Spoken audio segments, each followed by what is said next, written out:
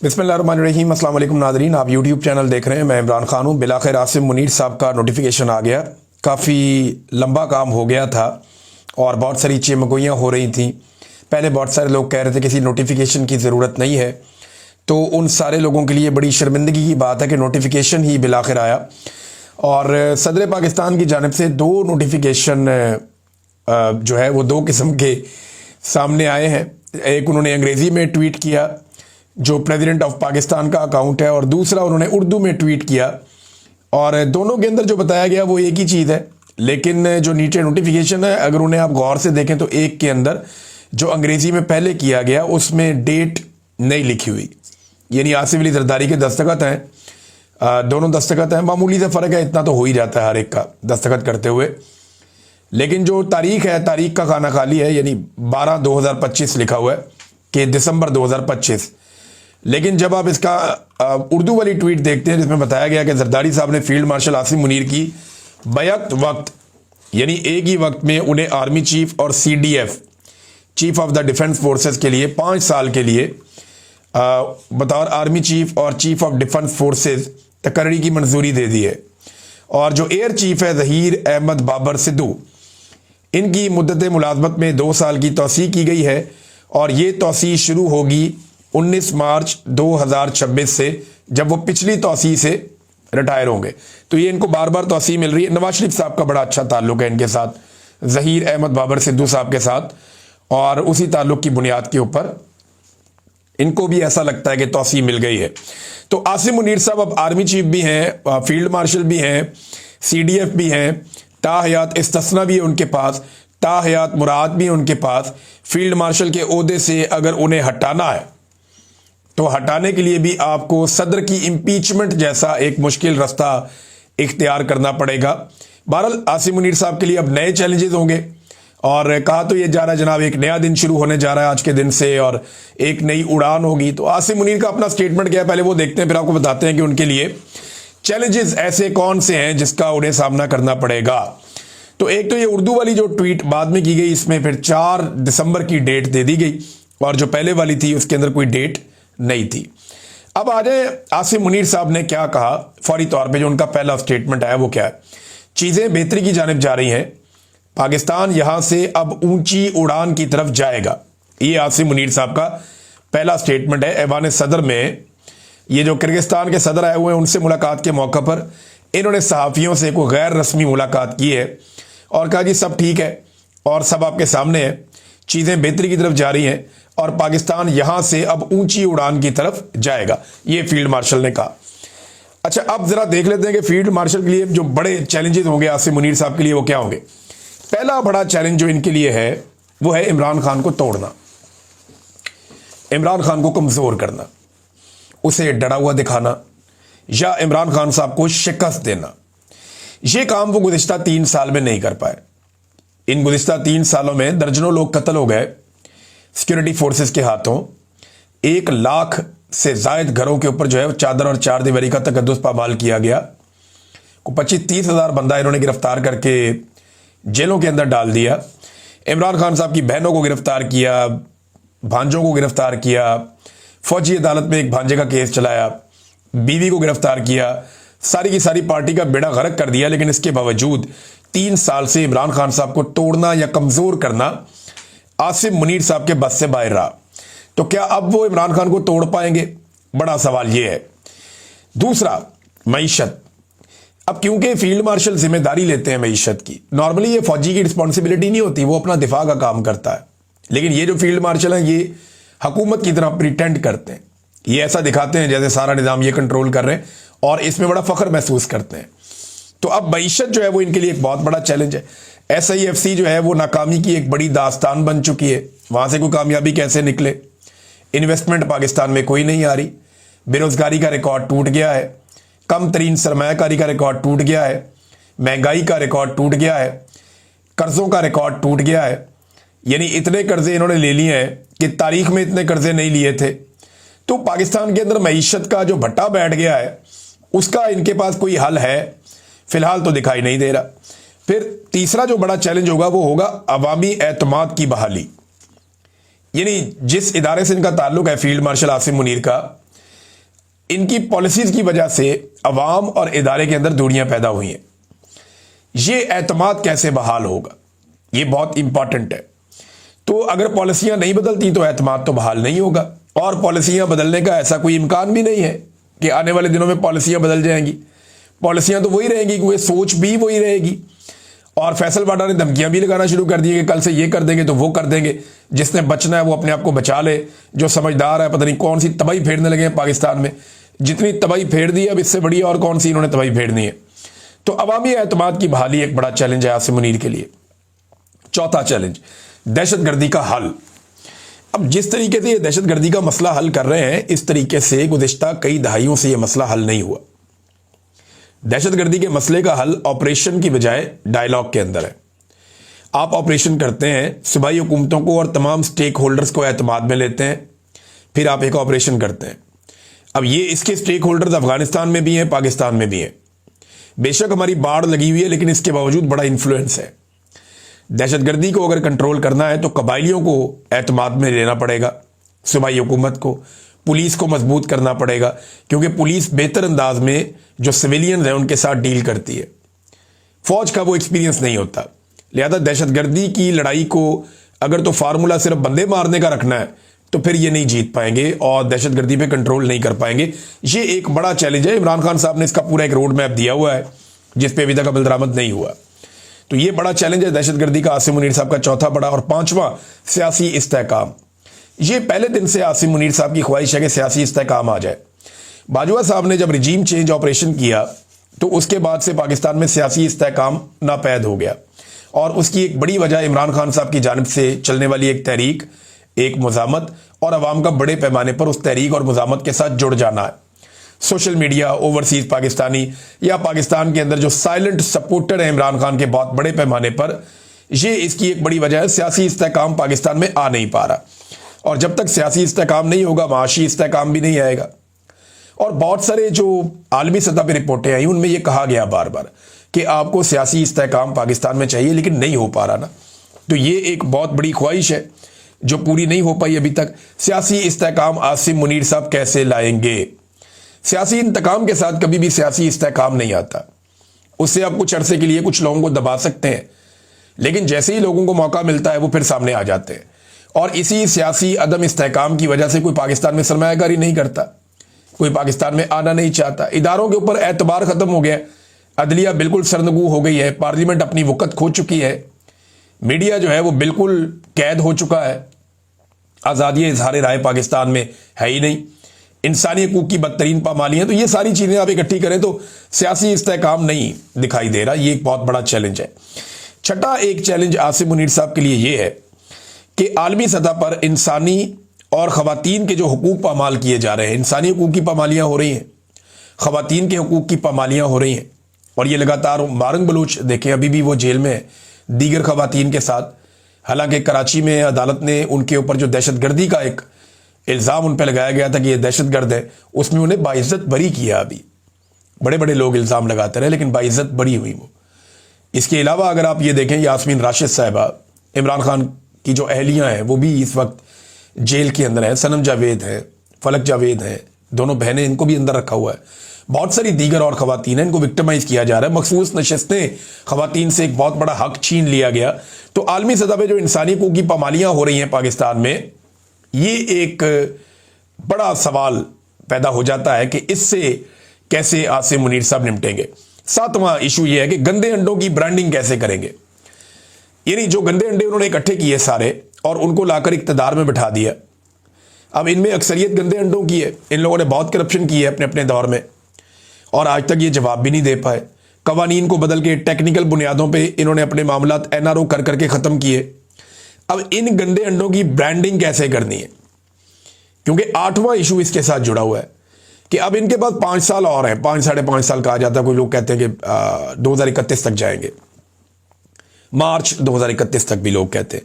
बहरहाल जहां तक भी जाना है, ये तो अल्लाह ताला जानता है कौन कहां तक जाएगा और कब किसका वक्त ख़त्म हो जाएगा। मेरा रब ज़्यादा बेहतर जानता है। इंसान तो प्लानिंग 100 साल की करता है, तो पल की खबर नहीं। सामान 100 बरस का और पल की खबर नहीं, ये मिसरा याद रखिएगा। अच्छा, आठवां प्रॉब्लम ये आएगा, अगर तो ये लंबा लिंगर ऑन कर गए, कि इलेक्शन में अपने लोगों को दोबारा कैसे जितवाएं। पूरी दुनिया में जो थू थू हुई है 2024 के इलेक्शन पे, क्या दोबारा पाकिस्तान एक ऐसे इलेक्शन का मुतहम्मिल हो सकता है? ये वो बड़े सवालात हैं जो आसिम मुनीर साहब के सामने खड़े होंगे पहले दिन से।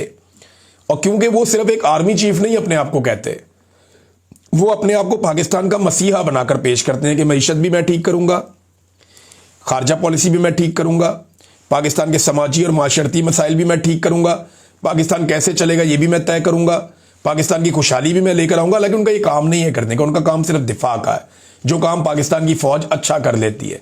तो दिफा का काम ही खाली करते तो बेहतर था। नंबर 2, एक और बड़ी खबर है नादरीन, और ये खबर है आसिम मुनीर साहब के हवाले से। एक और चैलेंज खड़ा हो गया। अमेरिका में 44 रिप्रेजेंटेटिव हैं, और ये जनाब कांग्रेसमैन हैं, ये सारे के सारे 44। इन्होंने जो कांग्रेस मेंबर्स हैं, इन्होंने एक लेटर लिखा है सेक्रेटरी रूबियो को, मार्को रूबियो को एक लेटर लिखा है इन्होंने। और इस लेटर के अंदर बहुत सारी चीज़ें हैं, मैं आपके साथ शेयर कर देता हूं। नंबर 1 तो इन्होंने लिखा जी, ये एक ट्रांस नेशनल रिप्रेशन हो रही है, यानी जो लोग अमेरिका में रहते हैं या ओवरसीज अमेरिकन हैं, उनके ऊपर दबाव डाला जा रहा है पाकिस्तान की जानिब से या पाकिस्तानी एहलकारों की जानिब से। लगातार हरासा किया जा रहा है, या इन लोगों को हरासा किया जाता है, या इनकी फैमिली जो पाकिस्तान में मौजूद हैं उनको पकड़ा जाता है, और उनके ज़रिए से जो ओवरसीज पाकिस्तानी है उनके ऊपर दबाव डाला जाता है अमेरिका में। तो इसे कहते हैं जी ट्रांसनेशनल रिप्रेशन। अब इस मामले पे इस लेटर ने सबसे पहले आवाज़ उठाई। इसके बाद जी इसमें मिसाल दी अहमद नूरानी की, सलमान सूफी वगैरह की। अहमद नूरानी के आपको याद होगा ना कि 2 भाई उठा लिए थे और जबरी तौर पे लापता कर दिए थे, उनको टॉर्चर किया गया। जिस हालत में वो वापस आए वो भी हम सब जानते हैं, और अब उन्हें पाकिस्तान से बाहर आने की इजाज़त भी नहीं है।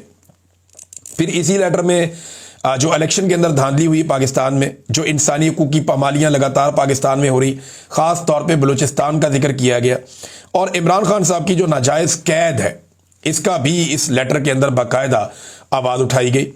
साथ में जो पाबंदियाँ, अब इसमें जो मुतालबा है वो ये है कि पाबंदियाँ लगाई जाएँ, असासे जब्त किए जाएँ और कार्रवाई की जाए। और ख़ास तौर पे आसिम मुनीर साहब का नाम लेकर बार बार उन्हें टारगेट किया गया इस लेटर के अंदर। और ये 44 लोग हैं कांग्रेसमैन जिन्होंने मार्को रूबियो को ये लेटर लिखा है। ना सिर्फ उन्होंने ये लेटर लिखा बल्कि उन्होंने चंद सवालात भी पूछे हैं और इनका जवाब भी तलब किया है। 17 तारीख तक वो कहते हैं जी 17 दिसंबर तक आप हमें इसके बारे में बता दें ताकि हमें इसके बारे में इंफॉर्मेशन मिल जाए। ये जो आखिरी सफ़ा है, क्योंकि ये 4 सफ़ात हैं और इसमें बल्कि ज़्यादा सफ़ात हैं, इसमें जो पहला सफ़ा है वहाँ से लेटर शुरू हो जाता है, दूसरा और तीसरे के ऊपर ये सवालात हैं, और इसके बाद मज़ीद 4 सफ़े हैं जिनके ऊपर दस्तखत हैं 44 कांग्रेसमैन के। अच्छा, अब जो सवालात इन्होंने पूछे हैं वो ये कि आसिम मुनीर का जो गैर जमहूरी किरदार और आमिराना हुक्मरानी है, क्या अमेरिका आसिम मुनीर और दीगर मिलिट्री ऑफिशियल पर बैन लगाया अमेरिका ने? इसके बाद एक और चीज़ उसमें उठाई, उन्होंने कहा जी कि इनके ऊपर बैन लगाना, पाबंदियाँ लगाना या जो मैग्निट्स्की सैंक्शंस हैं उसका भी इसमें तस्करा किया गया कि वो इन पे लगाई जाएं। नंबर 2 ये उन्होंने पूछा कि ऐसी कौन सी चीज़ें हैं, यानी इसके अलावा, यानी जो कुछ पाकिस्तान में हो रहा है इसके अलावा और क्या ऐसा है कि जिसकी सूरत में पाकिस्तानी जो मिलिट्री हुकूमत है इसके ऊपर पाबंदियाँ लगाई जाएं। यानी उन्होंने कहा जी कि ये इतना सारा कुछ पाकिस्तान में हो गया, सारा कुछ उन्होंने लिखा 3 सफ़ात में। फिर उन्होंने पूछा कि जनाब आप बताएं ये सारा कुछ हो गया है और क्या ऐसा हो कि आप पाकिस्तान की मिलिट्री हुकूमत के ऊपर आपको पाबंदी लगाएं या उनके ऊपर कोई सैंक्शंस लगाएं। फिर उन्होंने एक और सवाल पूछा कि अमरीकी हुकूमत इस बारे में क्या कर रही है कि अमरीकी शहरी जो पाकिस्तानी भी है ना, ओवरसीज पाकिस्तानी है तो वो अमरीकी शहरी हैं वहाँ पे, क्योंकि जो अमरीकी शहरियों पे जो दबाव डाला जा रहा है उनके ख़ानदानों को पाकिस्तान में महफूज करने के लिए अमरीकी हुकूमत किस किस्म के इकदाम कर रही है, ये भी सवाल उठाया गया। फिर ये भी पूछा गया कि डोनाल्ड ट्रंप की शहबाज शरीफ से मुलाकात हुई, उससे पहले आसिम मुनीर से मुलाकात हुई, इन मुलाकातों में क्या ये मामलात उठाए गए जिनका हमने तस्करा किया लेटर में, और अगर उठाए गए तो इनका फॉलोअप क्या है, किस किस्म की पाबंदियां लगवाई गई या लगाई गई, ये भी सवाल उन्होंने पूछा। फिर आखिर में उन्होंने एक बड़ा इंपॉर्टेंट क्वेश्चन किया, उन्होंने कहा आसिम मुनीर के साथ आप एंगेजमेंट करते हैं तो अमेरिका तो डेमोक्रेसी में मानता है, ह्यूमन राइट्स में मानता है, तो जब आप उनके साथ एंगेजमेंट करते हैं तो ऐसी एंगेजमेंट से जो अमेरिका के जमहूरियत और इंसानी हकूक़ के हवाले से पॉलिसी है उन उसूलों की खिलाफ वर्जी हो जाती है, क्या नहीं होती, ये भी उन्होंने पूछा। तो अब ये 5 चीज़ें उन्होंने पूछी हैं। मार्को रूबियो का लेटर आएगा जवाब में, तो फिर पता चलेगा कि वो इसका जवाब क्या देते हैं। लेकिन पाकिस्तान के अंदर अभी फिलहाल आसिम मुनीर साहब ने वो अचीव कर लिया जो वो अचीव करना चाहते थे। लेकिन पाकिस्तान ने इसमें क्या अचीव किया? कुछ भी नहीं। अगर आर्मी चीफ कोई और भी आ जाता तो पाकिस्तान को क्या फर्क पड़ता? कोई फर्क नहीं पड़ता।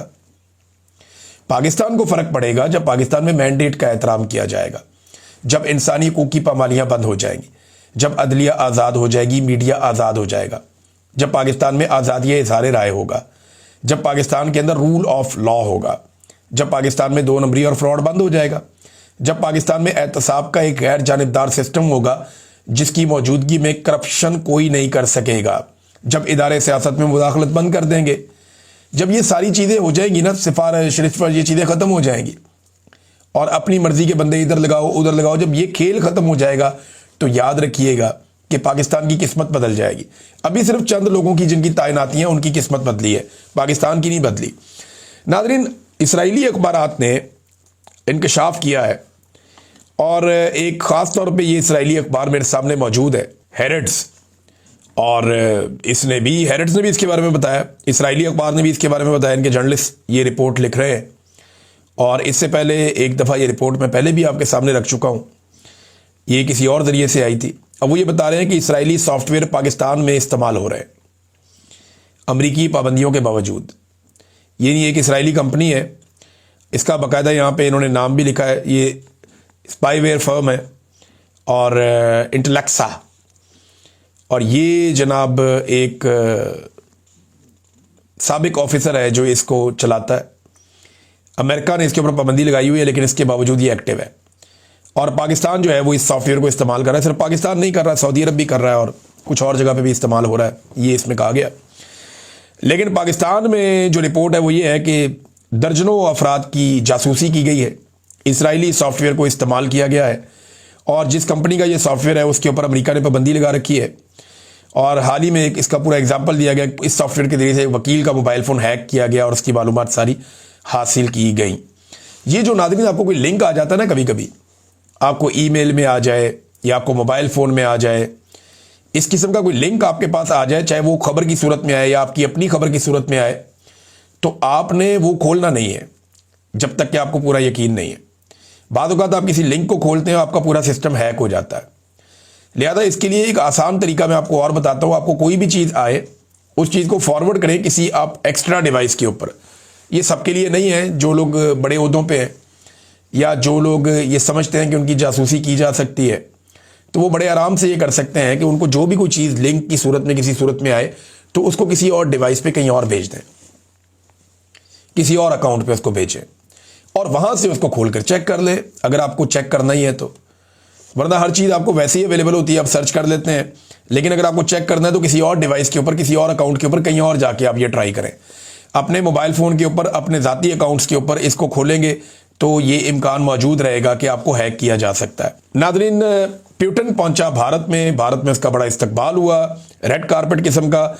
लेकिन भारत में आने के बाद प्यूटन ने वहाँ तालिबान की तारीफ़ की, जो एक बड़ी अजीब बात है। अफ़गान तालिबान की तारीफ़ की है प्यूटन ने भारत में बैठ के। उन्होंने कहा Taliban clearly controls the situation in Afghanistan, वो अफ़गानिस्तान में सिचुएशन को कंट्रोल कर रहे हैं और तालिबान की हुकूमत ने बहुत सारे इक़दाम किए हैं, बहुत सारे एक्शन लिए हैं दहशतगर्दों और दहशतगर्दी की मुख्तलिफ ऑर्गेनाइजेशन के ख़िलाफ़, और वो कामयाबी से ये काम कर रहे हैं।